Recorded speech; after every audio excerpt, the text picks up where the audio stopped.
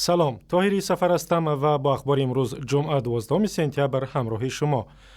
در شهر دوشنبه نشست سران کشورهای عضو سازمان همکاری‌های شانگهای به پایان رسید. در این نشست اوضاع اوکراین، امنیت در افغانستان و همکاری‌ها میان کشورهای عضو بررسی شد.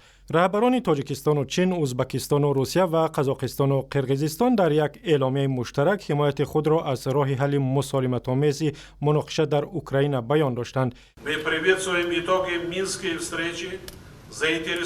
ما نتیجه های ملاقات جانب های منفعتدار در شهر مینسک را که در آن برنامه پرزیدنت اوکراین و تشبوس پرزیدنت روسیه در مورد حل آسایشته بحران شرق اوکراین قبول شده اند دستگیری میکنیم.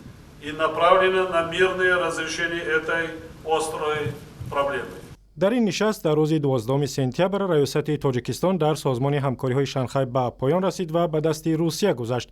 ولادیمیر پوتین رئیس جمهوری روسیه گفت کشورش سعی میکند در زمان ریاستش اعضای نو به سازمان قبول شوند. سی جین پینگ رئیس جمهوری چین گفت که پکن برای اجرای برنامه‌های مشترک اقتصادی کشورهای عضو 5 میلیارد دلار اختصاص می‌دهد.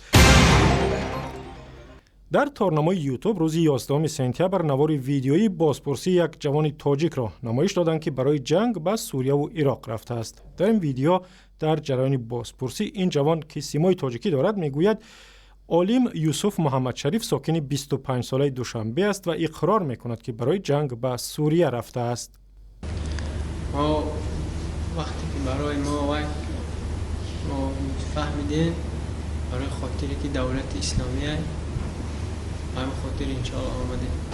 این جوان میگوید 9 ماه پیش با میانروی یک جوان دیگر با نام ابوالولید از روسیه به ترکیه و سپس به سوریه رفته است و او را در مرز عراق دستگیر کردند. مقامات انتظامی تاجیکستان هنوز اصلی بودن این ویدیو را شرح ندادند ولی پیشتر گفتند که تقریبا 100 نفر از جوانان تاجیک با بهانه جهاد به سوریه و عراق رفته و به صف گروهی تندرو تروریستی پیوستند. و یک مرد 45 ساله تاجیک که روز 11 سپتامبر در قرقیزستان دستگیر شده اعتراف میکند عزم داشت به سرزمین‌های فلسطینی رفته و با ضد نیروهای اسرائیلی بجنگد. کامل رحمتوف ساکن ناحیه سپیتامین ولایت سوخت ضمن سفر به ترکیه در شهر اوش دستگیر شد و روز 12 سپتامبر در صحبت با رادیو آزادی در اوش چنین گفت: Türkiye'den vaziyette zaman bırakan avtobüsle bırakan avtobüsde yetkazı bırakan ne nöşet sürüştürdi adam etti misal bir qo'shqa kelsangiz falon joy qayerda deb so'raysiz etam shu endi. مقامات قرقیزستان میگویند کامل رحمتوف بعد بازداشت شدنش قصد خود برای جهاد در فلسطین را پنهان نمیکرد. همسر کامل رحمتوف بر رادیو آزادی گفت که از عزم شوهرش برای رفتن به سرزمین‌های فلسطینی خبر نداشت.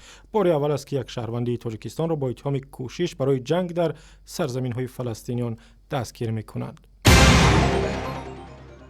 ازدواج غیرعادی نوریدین دورانوف فوتبالباز جوان تاجیک در شبکه‌های اجتماعی و رسانه‌های داخلی شور و هیاهو برانگیخت. نوریدین نیم حمایتگر دسته استقلال و تیم منتخب تاجیکستان مراسم عقد نکاحش با پروینه قربانова را نه در اداره زکس و یا اداره ثبت اسناد رسمی بلکه در میدان فوتبال برگزار کرد.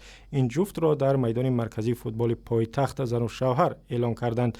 نوریدین دورانوف 23 ساله سال 2012 عنوان بهترین نیم حمایتگر تاجیکستان را صاحب شد و در دسته سلاباد سربستان هم بازی کرده است. و اخباری از این هم بیشتر با ویدیوهای دیگر در وبسایت رادیو آزادی، در صفحه‌های ما در فیسبوک، توییتر و یوتیوب و هم زمینه‌های مخصوصی رادیو آزادی برای تلفن‌های همراه.